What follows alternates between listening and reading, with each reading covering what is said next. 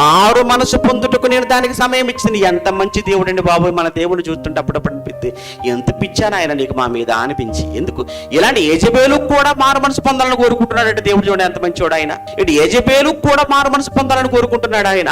ఎందుకు అంతటా అందరూ మారు మనసు, అందరూ అంటే అందులో యూదా మారు మనసు పొందాలనుకుంటాడు, యెజబేలు మారు మనసు పొందాలనుకుంటాడు. ఆయన అందరికి అవకాశం ఇస్తాడండి. అవకాశం ఇవ్వకుండా కానీ చంపడండి. ఎందుకనంటేనండి ఎవడు చచ్చిపోతే వాళ్ళు పాతాళంలో ఎంతకాలం బాధపడాలో ఆయన తెలుసు కదా శిక్ష.